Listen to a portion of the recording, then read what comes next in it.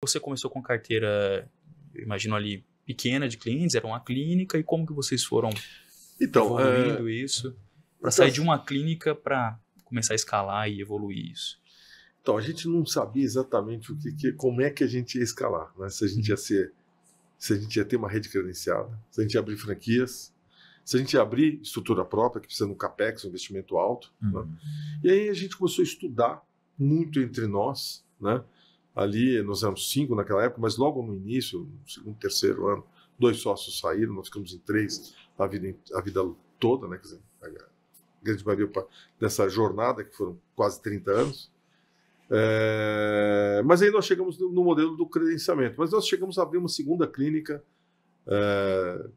no Ipiranga. Essa primeira era no bairro de Socorro, de São Paulo. Na verdade, um pouquinho mais distante do que Socorro. No Caminho de Veleiros. E aí a gente montou uma outra no Ipiranga, mas vimos que o modelo seria credenciamento. E aí a gente foi para um credenciamento. E a gente foi fechando alguns clientes pequenos no começo, ali na região, vizinhos e tal, mas obviamente que aí a gente foi montando, entendendo melhor o que seria um produto para mercado, que tivesse um bom apelo, e aí a gente foi escalando, foi fechando os primeiros clientes grandes. E tem uma passagem interessante que, logo lá no início, acho que a gente tinha uns 4, 5 anos de operação, a gente fechou, a gente brincava, né? Nós tínhamos um livro de cabeceira, que era um livro que contava, que era a verdadeira história do sucesso, que contava a história do McDonald's. Né? Esse era o nosso livro de cabeceira. Que legal. Que a gente começou ali, a gente se reunia todos os dias da semana à noite, na casa de um, do outro, dos sócios, para discutir o que a gente ia fazer. O que ia ser o Odontoprev, né? Modelo de negócio, como é que a gente ia escalar, que tipo de cliente, que tipo de produto. Não era regulado o setor. Então você tinha uma flexibilidade, uma amplitude muito grande de opções, enfim. E a gente estudou ali a história do McDonald's porque era uma história de padrão. Era um modelo que escalou no mundo inteiro e que tinha um padrão de atendimento, padrão de serviço, padrão de produtos internacional, e é o que a gente queria. Você achou um benchmark, você não tinha um benchmark na tua indústria, se for não um benchmark em outra indústria que exatamente pudesse aplicar. A nossa indústria não existia, né? Naquela época não tinha Google, não tinha nada disso. Você não tinha muitas histórias para estudar, né? E o McDonald's acabou sendo um cliente nosso. Isso nós fechamos na década de 90, o McDonald's. E foi um propulsor para nós, porque naquela época o McDonald's estava crescendo muito, abrindo muitas franquias no Brasil inteiro. E aí a gente ia montando a nossa rede credenciada, onde tinham lanchonetes do McDonald's, e isso deu uma expansão de rede. Aí a gente foi trabalhando ali os clientes no entorno, enfim, isso é uma passagem interessante da nossa história. Eu lembro, eu participei de uma palestra que você deu lá no Cubo, setor de inovação, lá na Vila Olímpia. Você falava muito você estava ali falando do case do McDonald's, como que ajudou vocês, e o motivo a sua proposta de valor para o McDonald's. E o quanto que você ajudava ele a resolver um problema dele, que nem era um problema de saúde, né?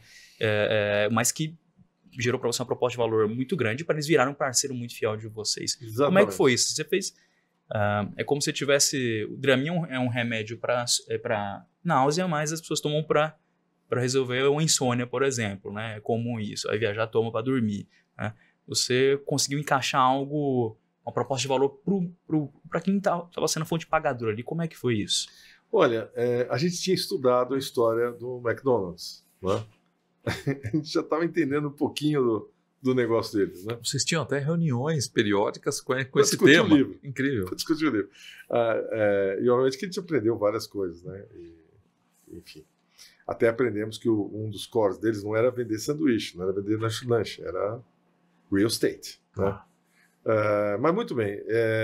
Mas a gente viu lá que uma dor de cabeça, né, uma dor no McDonald's, era treinamento para levar aqueles jovens, quase crianças, né, jovens, primeiro emprego do indivíduo, né, no McDonald's, e tinha um treinamento para chegar no padrão McDonald's, né?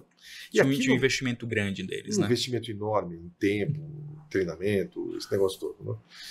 E um turnover alto, elevado, porque era um jovem que não era remo de família, não era casado, não tinha tantas responsabilidades, e ele passava para o McDonald's, e era um investimento muito alto.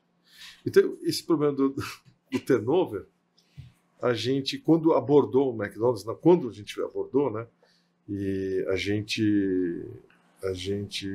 chegou no RH e falou, vamos resolver um problema de vocês. Qual? Do turnover do funcionário. Mas, como assim? Não sabiam da história, né? Falou assim, pô, nós vamos colocar aparelho ortodôntico na boca desses jovens e isso vai fazer com que o tratamento dure 2, 3 anos. Eu vou aumentar bastante vou diminuir bastante o seu turnover e aumentar o tempo que a pessoa fica aqui, porque esse tratamento ele não vai encontrar se ele perder o emprego. Que insight incrível. Isso aí os caras, vamos conversar sobre isso. Isso aí foi uma passagem, assim. Obviamente que o propósito não era colocar aparelho só, né? Quer dizer, era levar uma saúde odontológica. Mas é uma passagem interessante que, obviamente, que você, quando você tem uma oportunidade, você tem que mirar naquele valor, naquela geração de valor, né?